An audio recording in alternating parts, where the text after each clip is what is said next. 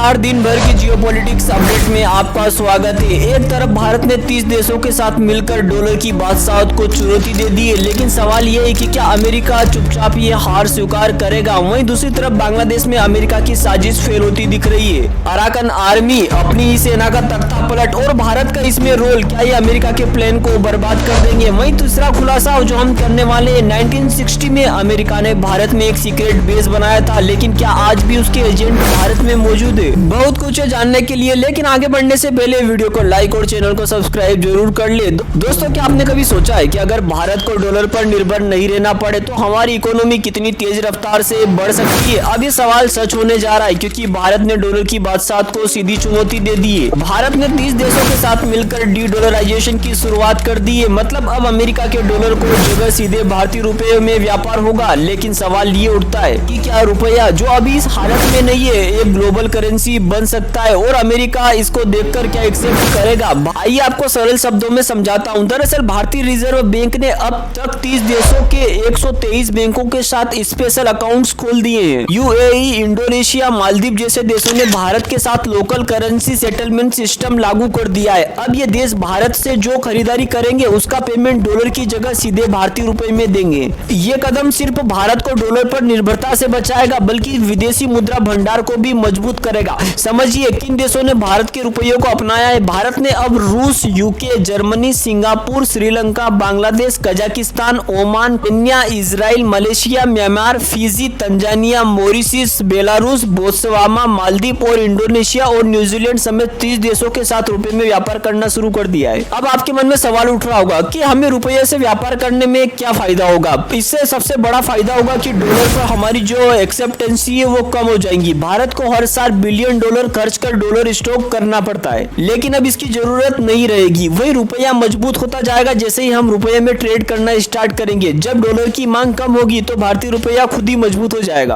और भी कई फायदे होंगे, जैसे कि इंपोर्ट होगा सस्ता। जब भारत को डॉलर की जरूरत नहीं होगी तो तेल और इलेक्ट्रॉनिक्स जैसे इंपोर्ट सामान सस्ते होने लगेंगे। वही विदेशी यात्रा भी सस्ती हो जाएगी। अगर रुपया मजबूत होता है तो विदेशी यात्रा का खर्च भी कम हो जाएगा। अब स्वाभाविक से बात है, अगर डॉलर की बादशाहत कम होगी तो अमेरिका को इससे दिक्कत तो होगी। दरअसल अमेरिकी राष्ट्रपति डोनाल्ड ट्रंप ने पहले ही कहा था कि अगर कोई भी देश डॉलर की ताकत को कम करने की कोशिश करेगा तो उसके खिलाफ सख्त एक्शन लिया जाएगा। यानी अमेरिका को मिर्ची लगना तो स्वाभाविक थी। अमेरिका ये नहीं चाहता कि डॉलर की बादशाहत खतरे में पड़ जाए। अब जब भारत ने 30 देशों के साथ रुपए में व्यापार शुरू कर दिया तो अमेरिका को बड़ा झटका तो लगना ही था। लेकिन दोस्तों, डॉलर के मुकाबले भारत का जो रुपया है वो अभी काफी वीक है। तो सवाल ये है कि रुपये को ग्लोबल करेंसी बनने के लिए 3 शर्तें पूरी करनी। ज्यादा से ज्यादा देशों में ट्रेडिंग इन्वेस्टमेंट हो, रुपए की वैल्यू में एक स्टेबिलिटी आए ताकि उसमें वेरिएशन देखने को नहीं मिले। वहीं ग्लोबल ट्रांजैक्शन में ज्यादा हिस्सेदारी होनी चाहिए। इसीलिए भारत ने इन शर्तों को पूरा करने के लिए यूपीआई को ग्लोबल पेमेंट सिस्टम से जोड़ने, सरकारी बॉन्ड को ग्लोबल इंडेक्स में लाने और विदेशी निवेशकों को रुपए में निवेश करने की सुविधा जैसे बड़े कदम उठाने के फैसले लिए हैं। वहीं दोस्तों, अब आपके विचार जानना भी जरूरी है। क्या अमेरिका इस पर भारत के खिलाफ एक्शन लेगा और क्या रुपया सच में डॉलर को पीछे छोड़ सकता है? कमेंट करके अपनी कीमती राय जरूर बताइएगा। अब नेक्स्ट अपडेट में हम बात करते हैं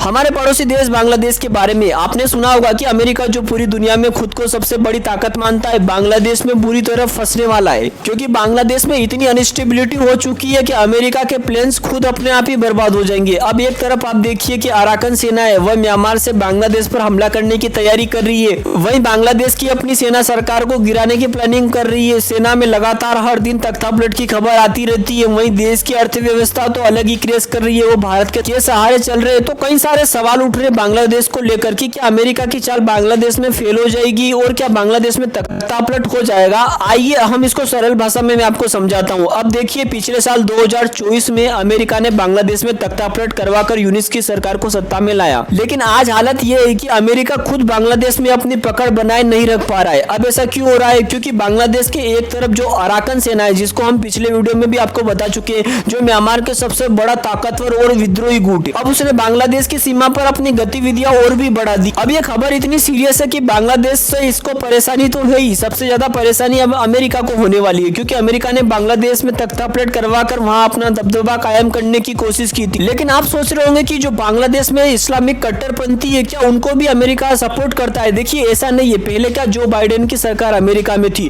तो जो बाइडेन की सरकार प्रो यूनुस सरकार है कि उनका एक ही मोटिव था कि शेख हसीना हसीना को किसी भी तरीके से हटा दिया जाए। उन्होंने शेख हसीना को हटाया, इसके बाद इस्लामिस्ट चरमपंथी ने अपनी विचारधारा वहां पर थोप दी। लेकिन जो करंट प्राइम मिनिस्टर अमेरिका के डोनाल्ड ट्रंप, वो ऐसा बिल्कुल भी नहीं चाहते। उन्होंने अपने एक सबसे बड़े जनरल को बांग्लादेश हाल ही में भेज दिया है। अब जो आप फोटो में देख रहे हैं, ये जनरल कोई आम नहीं है। इसने 3 युद्ध अफगानिस्तान में, 2 इराक में, ये अमेरिकी सेना का डिप्टी कमांडिंग जनरल है और हिंद महासागर से लेकर जापान तक अमेरिका की सभी सेनाओं को यही कंट्रोल, यानी अमेरिका को भी अब लग गया है कि बांग्लादेश में हालत को कंट्रोल करना पड़ेगा। वहीं बांग्लादेश की सेना अब खुद यूनिट सरकार के खिलाफ तख्तापलट करने की कोशिश कर रही है और अराकन सेना लगातार बांग्लादेश की सीमा पर अपने सैनिक बढ़ा रही है। और सबसे बड़ी बात, बांग्लादेश की अर्थव्यवस्था पूरी तरह बर्बाद हो रही है। महंगाई से लेकर जनता इतनी परेशान है कि लोग फिर से सड़कों पर उतरने को तैयार है। लेकिन दूसरा पॉइंट भी है कि अगर हसीना की सरकार जब तक सत्ता में थी तो अमेरिकी, चाइना की वहां दाल और पाकिस्तान की नहीं गल रही थी, आतंकवाद पर लगाम लगी हुई थी, लेकिन बांग्लादेश की अर्थव्यवस्था तेजी से ग्रो कर रही थी। लेकिन आज हालत पूरी तरीके से उल्टे हो गई है। अब आपके विचार जानना भी जरूरी है, क्या भारत को डायरेक्ट इन्वॉल्वमेंट बांग्लादेश में करना चाहिए? कमेंट करके अपनी कीमती राय जरूर बताइएगा। अब हम नेक्स्ट अपडेट की बात करते हैं जो भारत और अमेरिका से रिलेटेड है। डोनाल्ड ट्रंप ने एक बार फिर ऐसा खुलासा कर दिया जिससे पूरी दुनिया में भूचाल आ गया है। 80,000 पेजों के सीक्रेट डॉक्यूमेंट रिलीज हुए। 1960 के दशक में अमेरिका ने भारत में 2 सीक्रेट बेसेस बनाए थे, एक दिल्ली में और दूसरा कोलकाता में। इन सीक्रेट बेसेस को ब्लैक साइट्स कहा जाता था, जहां CIA एजेंट ने जासूसी और डिटेंशन ऑपरेशन चलाए। अब सवाल ये उठता है कि अमेरिका ने भारत में ये सीक्रेट बेस क्यों बनाए थे और क्या आज भी भारत में अमेरिका के सीक्रेट एजेंट मौजूद है? आइए जानते हैं इसको सरल भाषा में। साल 1961 अमेरिका के प्रेसिडेंट जॉन F कैनेडी ने सत्ता संभाली और सिर्फ 2 साल बाद 1963 में उनकी हत्या कर दी गई। ये मौत के पीछे कई कॉन्स्पिरेसी थ्योरी उभरी, लेकिन डोनाल्ड ट्रंप ने अब 80,000 पेजेस में डॉक्यूमेंट रिलीज करके इन रहस्यों से पर्दा हटा दिया है। अब इन डॉक्यूमेंट में भारत का भी नाम आया है। अब आखिर ऐसा क्या खुलासा हुआ है? 1960 के दशक में CIA ने भारत में 2 सीक्रेट बेसेस बनाए थे, एक दिल्ली में और दूसरा कोलकाता में। इन बेसेस को ब्लैक साइट्स कहा जाता था, जहां अमेरिकी एजेंट स्पाई ऑपरेशन चलाते थे और इंटरोगेशन भी करते थे। अब सवाल यह है कि अमेरिका ने भारत में सीक्रेट बेसेस आखिर बनाए क्यों थे? अब यदि उस समय की हम हिस्ट्री देखें तो उस समय भारत और सोवियत यूनियन के बीच घनिष्ठ संबंध थे। भारत और USSR के बीच मिलिट्री और इंडस्ट्रियल लेवल पर बड़े एग्रीमेंट साइन हो रहे थे। अमेरिका को डर था कि भारत पूरी तरह सोवियत यूनियन के पक्ष में चला जाएगा। वहीं दूसरी वजह यह थी कि चाइना ने 1964 में न्यूक्लियर टेस्ट किए और तिब्बत पर कब्जा कर लिया। कोलकाता की ब्लैक साइट्स की लोकेशन चाइना की बाउंड्री के काफी करीब थी। अमेरिका भारत में रहकर भी चाइना पर नजर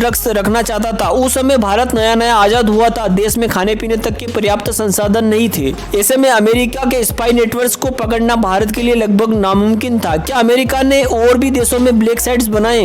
लेकिन आप सोच रहे होंगे क्या अमेरिका के ब्लैक साइट्स भारत में ही बनाए थे? नहीं, उन रिपोर्ट्स को देखा जाए तो अमेरिका ने ब्रिटेन, फ्रांस, इटली, जापान और कई बड़े देशों में सीक्रेट बेसेस बनाए हुए थे, लेकिन किसी भी देश की सरकार को इसकी भनक तक नहीं लगी थी। लेकिन क्या आज भी भारत में अमेरिकी एजेंट्स मौजूद है? लेकिन सवाल ये उठता है कि क्या आज भी भारत में अमेरिका के एजेंट्स मौजूद है? आज का भारत 1960 वाला भारत नहीं है। अब भारत को इंटेलिजेंस नेटवर्क रो और IB दुनिया के सबसे मजबूत नेटवर्क में गिने जाते हैं। सैटेलाइट और साइबर वारफेयर की वजह से आज किसी भी देश में जासूसी करना आसान नहीं है। लेकिन क्या अमेरिका ने भारत में कोई और सीक्रेट नेटवर्क खड़ा कर रखा है? इसका जवाब देना फिलहाल मुश्किल है, लेकिन इतिहास हमें दिखाता है कि अमेरिका किसी भी देश का खुलकर दोस्त मानता है और अंदर ही अंदर उसकी जासूसी भी करता रहता है। लेकिन आप इसके बारे में क्या सोचते हैं? कमेंट करके अपनी कीमती राय जरूर बताइएगा। मिलते हैं किसी नए वीडियो में, तब तक के लिए जय हिंद, जय भारत। वीडियो को लाइक और चैनल को सब्सक्राइब जरूर करें।